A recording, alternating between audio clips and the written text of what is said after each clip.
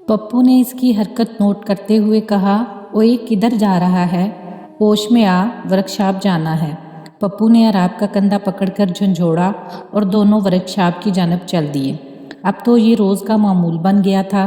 पप्पू भी अराब की इस अचानक तब्दीली पर हैरान था, क्योंकि इससे पहले अगर एक दिन अराब उसके साथ वर्कशॉप जाता तो अगले 2-3 दिन इसे अकेले ही जाना पड़ता था। मगर अब अराब मुस्तकिल वर्कशॉप जा रहा था।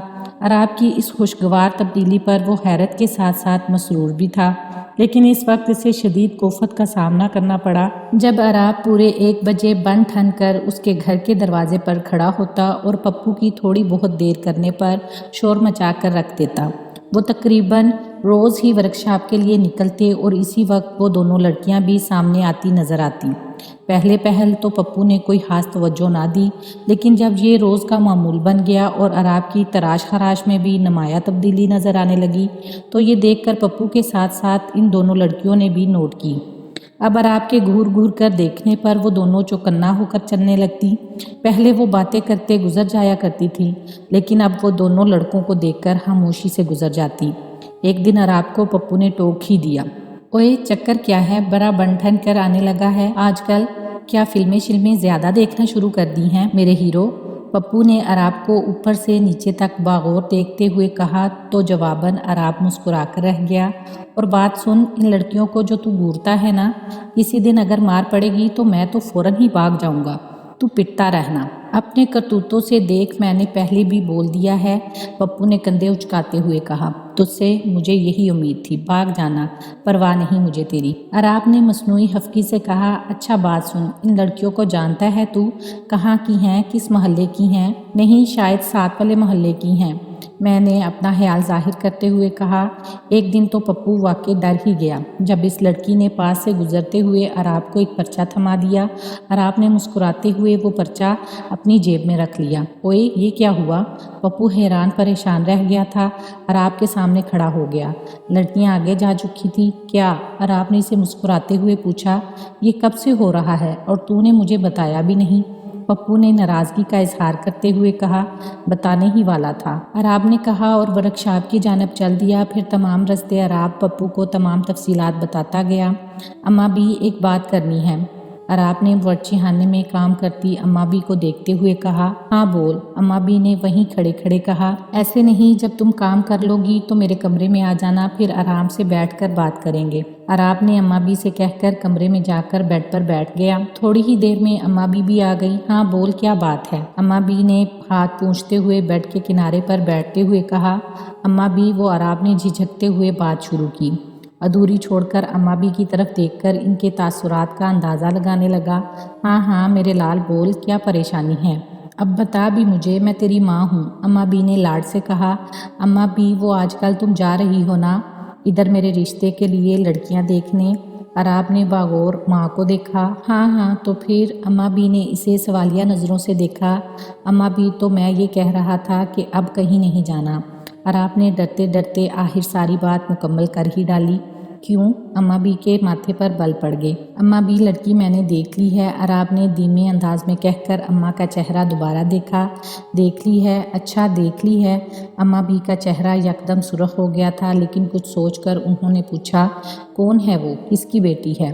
कुछ बता तो सही, अम्मा बी ने यकदम नरमी से पूछा। वो सामने वाले इलाके में रहती है, अपने भाइयों और भाभीियों के साथ। माँ बाप मर गए हैं, भाइयों और भाभीियों के साथ ही रहती है। बड़ा भाई किसी अदारे में क्लर्क है, दूसरा जनरल स्टोर चलाता है और तीसरा किसी वर्कशॉप में काम करता है। और वो लड़की पढ़ती है। अराब ने एक ही सांस में अम्मा बी को मज़ीद सवालात की जहमत दिए बगैर लड़की का पूरा बायोडाटा बता दिया था। वाह जी वाह, क्या खूब रिश्ता जोड़ा है तूने। खबरदार, मेरे जीते जी ये नहीं हो सकता। अराब अम्मा बी का बदलता रवैया देखकर पहले तो घबरा गया, फिर खुद को संभालते हुए पूछा, क्यों नहीं हो सकता? अभी तो तुम खुद पूछ रही थी ना, फिर एकदम नाराज़ क्यों हो गई? बस बस ज़्यादा मुंह न चला, मैंने जो कहना था कह दिया। अम्मा बी ने दो टोक अल्फाज में फैसला सुना दिया और कमरे से बाहर निकलने लगी। मुझे पता है अम्मा बी, तुम क्यों इनकार कर रही हो। वो गरीब है ना, लेकिन मैं शादी करूँगा तो सिर्फ रज़िया से, वरना नहीं करूँगा। और अब ये मत बोलना कि तू मेरी मरी हुई का शक्ल देखेगा। अराब ने वही खड़े खड़े चीख कर कहा और पाँव चटकता हुआ बाहर निकल गया। अम्मा बी अराब के जाने के बाद दूसरे कमरे में बेटियों के पास आकर बैठ गई और पूरी बात लड़कियों को बताने लगी। अम्मा बी, अगर वो लड़की भाई को पसंद है तो तुम कम से कम देख तो आओ, क्या मालूम वो अच्छी ही हो।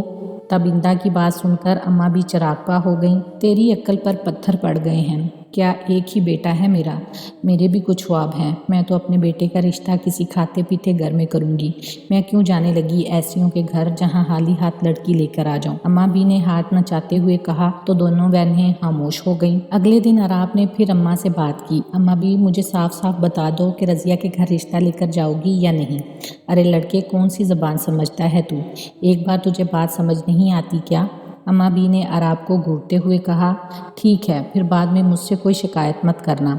अराब ने भी फैसला कुन लहजे में कहा और बाहर निकल गया। सुबह से शाम हो गई, अराब घर वापस ना लौटा तो अम्मा बी को तशवीश होने लगी। अम्मा बी के दिल में तरह तरह के होल उठने लगे। रात देर गए, जब अराब घर पहुंचा तो अम्मा बी उसके सर पर खड़ी हो गई।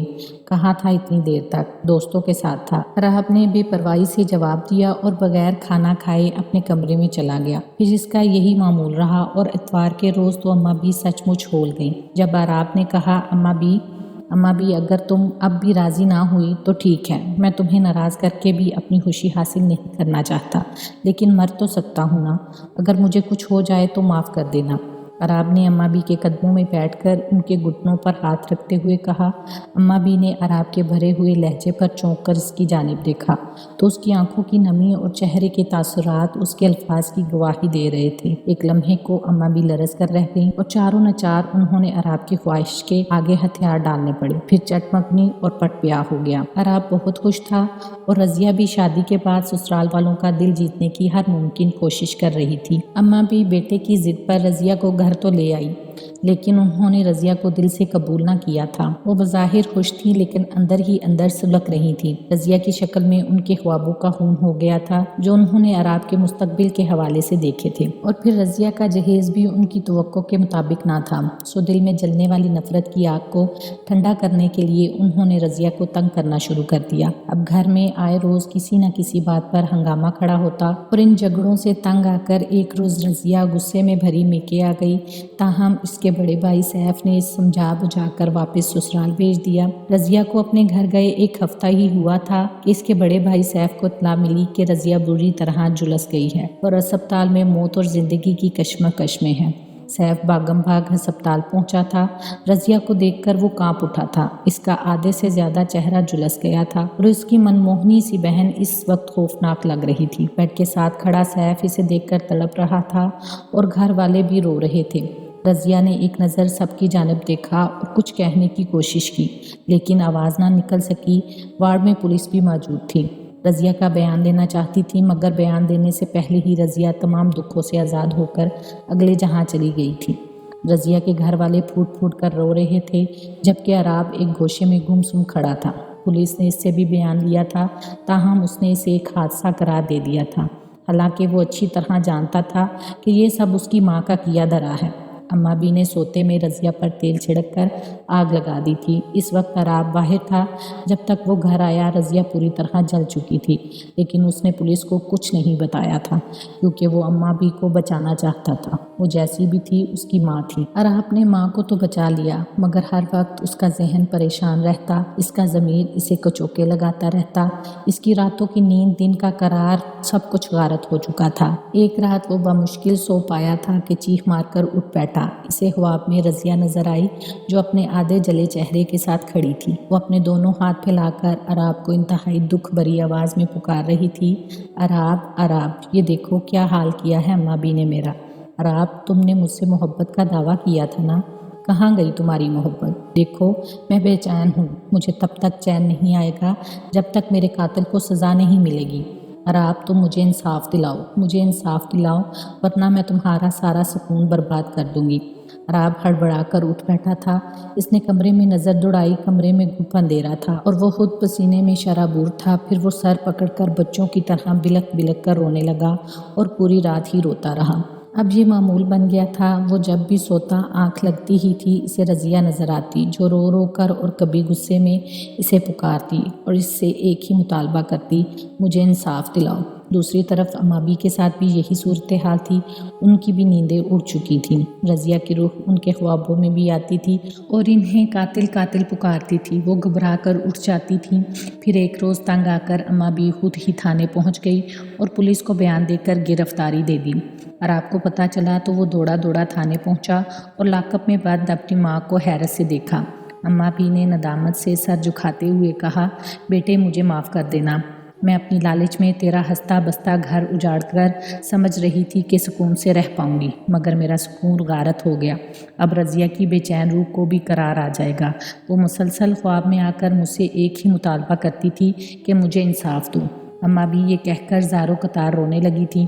ان کی زبان پر یہی الفاظ تھے، رضیہ مجھے معاف کر دو، رضیہ مجھے معاف کر دو، میں نے اپنا جرم قبول کر لیا ہے، اب مجھے سکون سے سونے دو۔ عراب ماں کو بلکتا دیکھ رہا تھا اور سوچ رہا تھا کہ شاید اب اسے بھی سکون مل جائے۔ اماں بھی عمر قید کی سزا بھگت رہی ہیں، جبکہ ان کے بیٹے عراب نے اپنی بہنوں کی شادی کر دی ہے، لیکن خود اس نے دوسری شادی نہیں کی۔ اس کا کہنا ہے کہ رضیہ تو ہر دم اس کے ساتھ رہتی ہے، شادی کر کے میں اس کے سر پر سوتن نہیں لا سکتا۔ اس کی بات سن کر اکثر لوگ اسے حیرت سے دیکھتے رہ جاتے ہیں، تاہم محلے بھر میں وہ پاگل مشہور ہو گیا ہے، کیونکہ وہ اکثر اکیلا بیٹھا ہلاؤ میں گورتا ہوا کسی غیر مرئی وجود سے باتیں کرتا رہتا ہے۔